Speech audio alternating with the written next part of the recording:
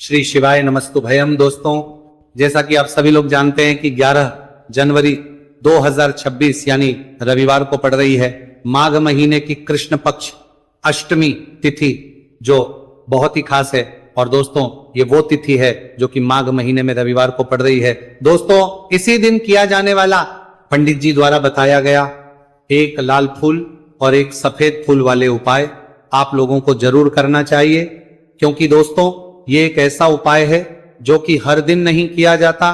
माघ महीने में जो रविवार की अष्टमी तिथि आती है उसी दिन किया जाता है।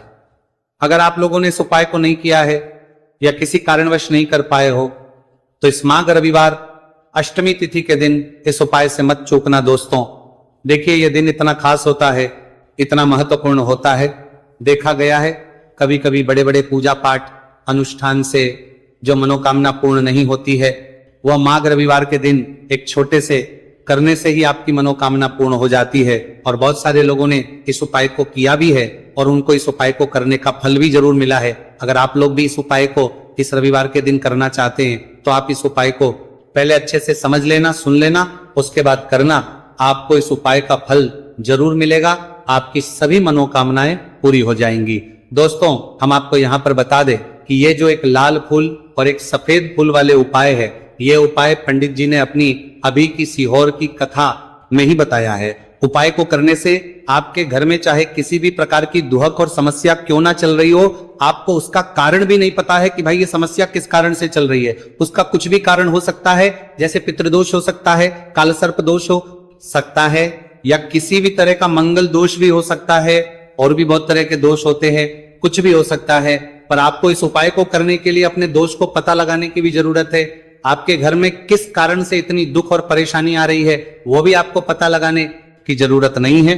बस रविवार को अष्टमी तिथि के दिन इस उपाय को कर लेना है, क्योंकि इसी एकमात्र उपाय को करने से आपके पूरे घर परिवार में सुख और शांति हो जाएगी। आपके घर में अच्छे अच्छे काम होने लगेंगे, आपकी जो भी मनोकामना होगी वो भी धीरे धीरे करके पूर्ण होना शुरू हो जाएगी। अब हम समझते हैं इस एक लाल फूल और एक सफेद फूल वाले उपाय को आपको करना कैसे है, किसको करना है, किस करना है और कैसे करना है। देखो, उपाय बिल्कुल आसान है, बस समझने वाली बात है। ध्यान से समझिए, उसके बाद ही आप लोग जो है इस उपाय को जरूर कीजिएगा। सबसे पहली चीज हम लोग यह समझते हैं कि इस एक लाल फूल और एक सफेद फूल वाले उपाय को इस आने वाली रविवार अष्टमी तिथि के दिन किसको करना है। तो देखिए, इस उपाय को घर के सभी सदस्यों को करने की बिल्कुल भी जरूरत नहीं है। घर में से कोई एक मुख्य बड़ा सदस्य इस उपाय को करेगा तो उस घर परिवार के सभी सदस्यों को इस उपाय को करने का फल मिल जाएगा।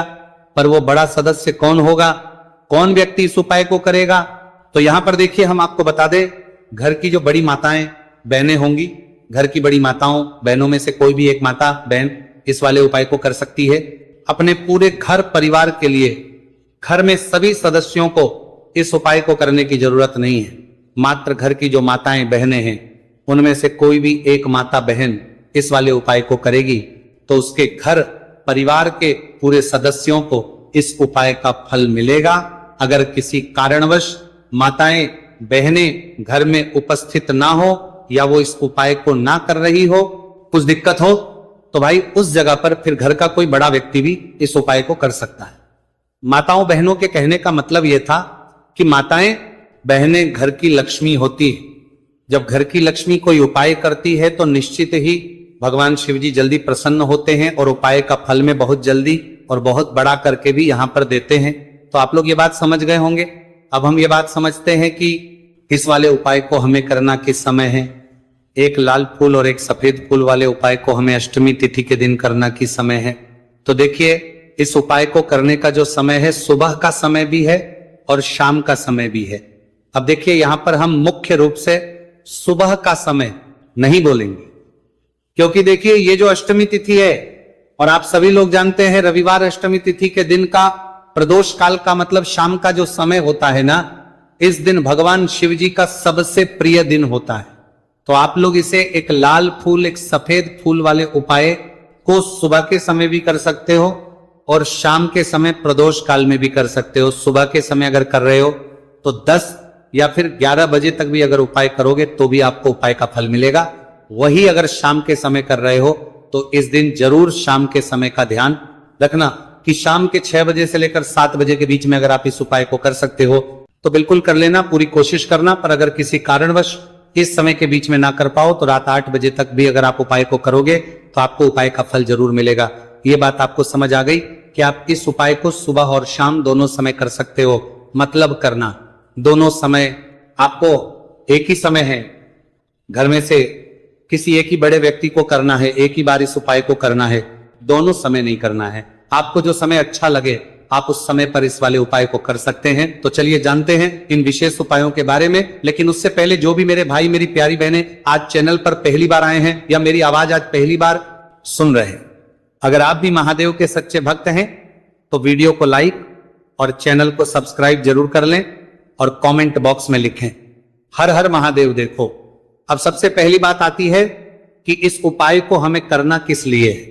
जैसा कि हमने अभी आपसे बोला कि इस उपाय को करने के बाद आपके जीवन में बहुत सारी खुशियां आएंगी, आपकी मनोकामनाएं पूर्ण होंगी, आपकी धन की समस्या दूर होगी, आपकी पैसों की समस्या दूर होगी। अब देखिए, अगर आप लोग सोच रहे हो कि भाई हमें अपना घर बनाना है पर घर बनाने के लिए पैसा नहीं है, हमें गाड़ी लेना है पर गाड़ी लेने के लिए पैसा नहीं है, हमें जमीन लेना है पर जमीन के लिए पैसों की कमी पड़ रही है, अगर ऐसी ही दिक्कत परेशानी या किसी भी तरह की धन से जुड़ी हुई समस्या या पैसों से जुड़ी हुई समस्या अगर आपके जीवन में चल रही है तो ये उपाय निश्चित ही आपके जीवन में बहुत सारे फल ला कर दे सकता है। इसीलिए अगर आपके घर में बहुत ज्यादा दिक्कत समस्या परेशानी चल रही है, धन से जुड़ी हुई पैसों से जुड़ी हुई धन की बहुत ज्यादा कमी आ रही है, पैसों की आवक नहीं हो रही है, तो भाई आप लोगों को इस वाले उपाय को जरूर करना चाहिए। घर में से किसी एक भी वापे व्यक्ति को अब इस उपाय में करना क्या है वो सबसे पहले हम लोग जान लेते हैं। उपाय की सामग्री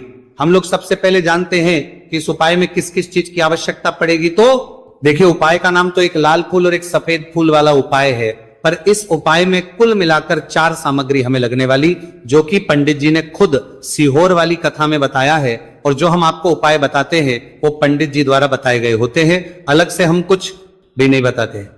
तो यहां पर हम लोग समझते हैं कि इस उपाय की सामग्री क्या है। तो देखो, उपाय की जो सामग्री है वो 4 सामग्री है, जिसमें से सबसे पहली सामग्री है एक बेलपत्र। देखो, बेलपत्र क्या होती है? बेलपत्र जो शिव की शिवलिंग पर चढ़ती है।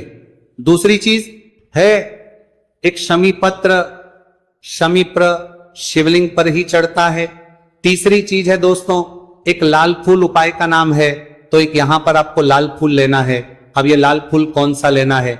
देखो, शिवलिंग के ऊपर जो लाल फूल चढ़ता हो उनमें से कोई भी एक लाल फूल पसंद कर लेना और वो कहीं से तोड़कर या कहीं से खरीद कर लेकर आना और उस लाल फूल को उपाय में प्रयोग कर लेना। उसके बाद में एक सफेद फूल का विशेष रूप से ध्यान रखना, जो सफेद फूल शिवलिंग पर चढ़ता हो सिर्फ वही सफेद फूल लेकर आना, इसके अलावा कुछ मत लेकर आना, लेकिन केतकी का मत लेना। तो एक एक मात्रा में ही आपको ये चारों सामग्री चाहिए, एक बेलपत्र, एक शमी पत्र, एक लाल फूल और एक सफेद फूल। ये चारों सामग्री आप लोग तैयार करके रख लें। प्रदोष काल में या सुबह के समय जब भी आप इस उपाय को कर रहे हैं, जैसे ही आपके उपाय की सामग्री तैयार हो जाती है तो क्या हम सीधा उपाय को करने के लिए इन चारों सामग्री को उपाय करने के लिए जा सकते हैं? नहीं, तो यहां पर आप